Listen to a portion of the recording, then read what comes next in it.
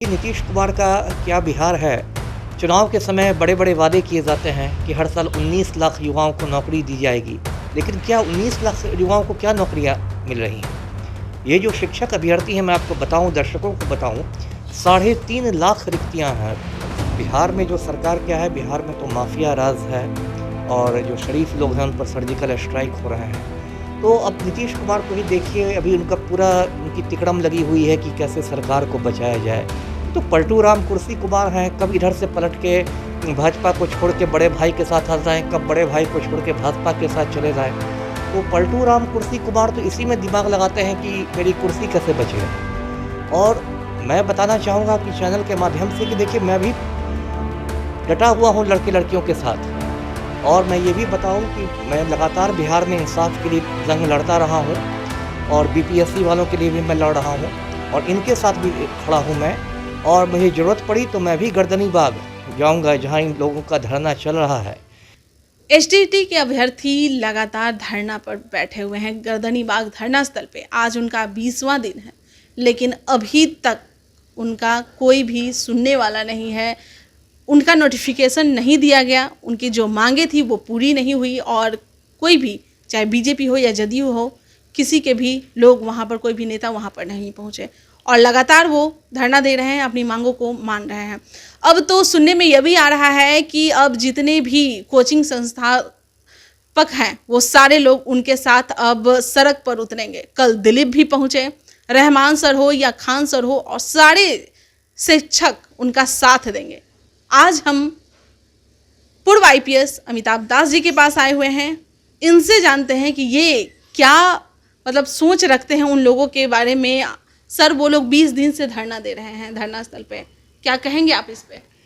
देखिए, मेरी पूरी हमदर्दी है, अभ्यर्थियों के साथ पूरी सहानुभूति है और मैं उनका पूरा नैतिक समर्थन करता हूँ। ये बहुत दुर्भाग्य की बात है देखिए बिहार में कि 20 दिन से ये लड़के लड़कियाँ जो पढ़े लिखे हैं, ये भी नहीं कि कोई गुंडे मवाली हैं, पढ़े लिखे लड़के लड़कियाँ हैं, शिक्षक अभ्यर्थी हैं, 20 दिन से इतनी गर्मी में, जब मई का महीना है और आग बरस रही है आसमान से, उसमें ना इनके खाने पीने का ठिकाना है, ना रहने सहने का ठिकाना है और ये अपनी जायज़ मांगों के लिए लड़ाई लड़ रहे हैं। और ये देखिए, नीतीश कुमार का क्या बिहार है। चुनाव के समय बड़े-बड़े वादे किए जाते हैं कि हर साल 19 लाख युवाओं को नौकरी दी जाएगी। लेकिन क्या 19 लाख युवाओं को क्या नौकरियां मिल रही हैं? ये जो शिक्षक अभ्यर्थी हैं, मैं आपको बताऊं, दर्शकों को बताऊं, 3.5 लाख रिक्तियां हैं अभी। लेकिन सरकार जो है, बिहार सरकार विज्ञापन ही नहीं निकाल रही है। ऐसा क्यों कर रही है सर? क्या उन लोगों के पास, सरकार के पास नौकरी देने के लिए नहीं है कि एक बार नौकरी दे देंगे तो फिर दोबारा क्या निकालेंगे? इस तरह की क्या है? देखिए, सरकार जो है उसको आम आदमी के दुख दर्द से कोई मतलब नहीं है।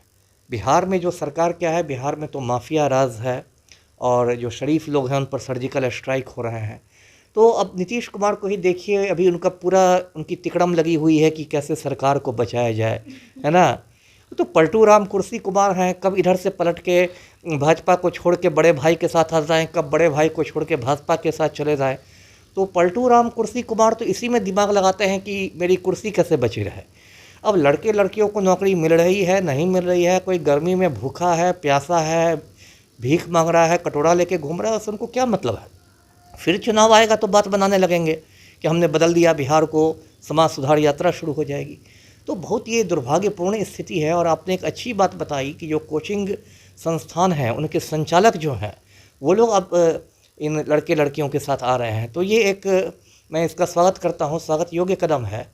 और मैं बताना चाहूँगा आपकी चैनल के माध्यम से कि देखिए, मैं भी डटा हुआ हूँ लड़के लड़कियों के साथ।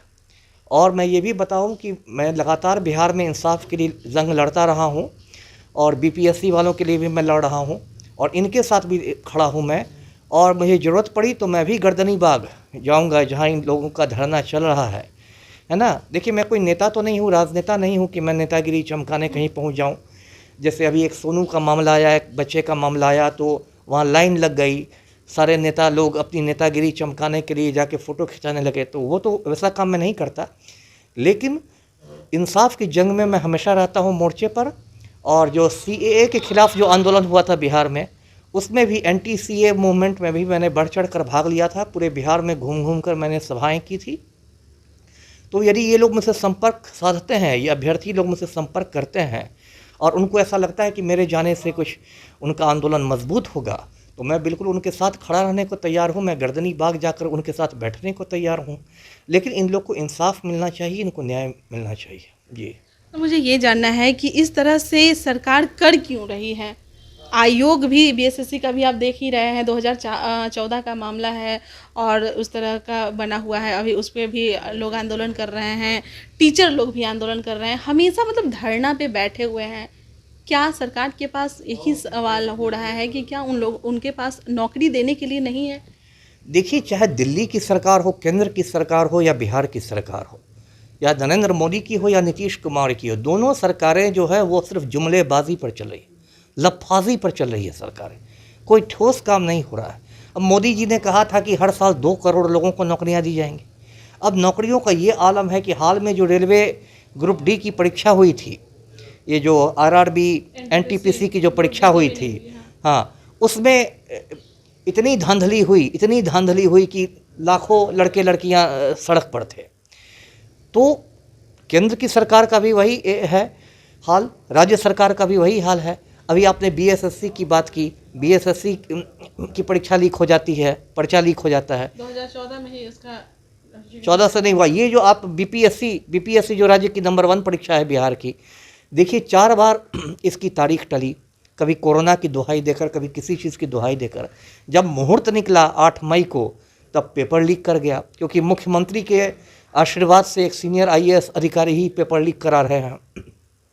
कोई नहीं जानता अगली परीक्षा पीटी कब होगी बीपीएससी की, वो अनिश्चितता की स्थिति है। अगली परीक्षा यदि हो भी गई तो इसकी क्या गारंटी है कि उसमें फिर पेपर नहीं लीक करेगा। तो बिहार में एकदम कहते हैं ना, शैक्षणिक अराजकता है, हर तरह की अराजकता है, शैक्षणिक अराजकता भी है। कभी टॉपर घोटाला होता है, कभी कुछ घोटाला होता है। तो ये बहुत दुर्भाग्य की बात है। जी। यानी कि अब सीटेट, कुल मिलाकर ये समझा जाए कि सीटेट के अभ्यर्थी अगर आपसे मिलने आए, संपर्क साधना आए, तो आप भी आंदोलन पर उतरेंगे, सड़क पर उन लोगों के साथ में उतरेंगे? जी जी, बिल्कुल उतरूंगा, बिल्कुल उतरूंगा, क्यों नहीं उतरूंगा। वे लोग मेरे छोटे भाई बहन के समान हैं। आप सीटेट अभ्यर्थियों को क्या कहेंगे सर, क्योंकि लाइव बिहार हमेशा वो देखते रहते हैं और आपकी बात को वो सुन रहे हैं? यही कहूँगा कि जो भी अभ्यर्थी हैं वो मेरे छोटे भाई बहन के समान हैं और मैंने हमेशा इंसाफ के लिए जंग लड़ी है। यदि वो लोग चाहें तो मैं गर्दनी बाग आके उनके साथ खड़ा होने को तैयार हूँ और सच्चाई की जीत होगी, सत्यमेव जयते कहते हैं। चलिए, बहुत बहुत धन्यवाद आपका सर। तो जितने भी सीटेट अभ्यर्थी लाइव बिहार देख रहे हैं वो ध्यान से सुने। मैं आपको बताना चाहूँगी कि एक तो सर की जो भी अभ्यर्थी हमसे आज बात किए हैं उनमें एक अलग ही मनोबल बढ़ा हुआ था, क्योंकि सारे शिक्षक अब उनका साथ देने वाले हैं। कल दिलीप भी वहाँ पर पहुँचे थे, शिक्षक भी साथ देने वाले हैं। अब और आज से एक और नाम जुड़ गया है, पूर्व आईपीएस अमिताभ दास, ये भी आपका साथ देने के लिए मैदान में आ रहे हैं। चलिए, तब तक के लिए आप बने रहें लाइव बिहार के साथ। धन्यवाद। लाइव बिहार यूट्यूब पर सब्सक्राइब और फेसबुक पर लाइक जरूर करें।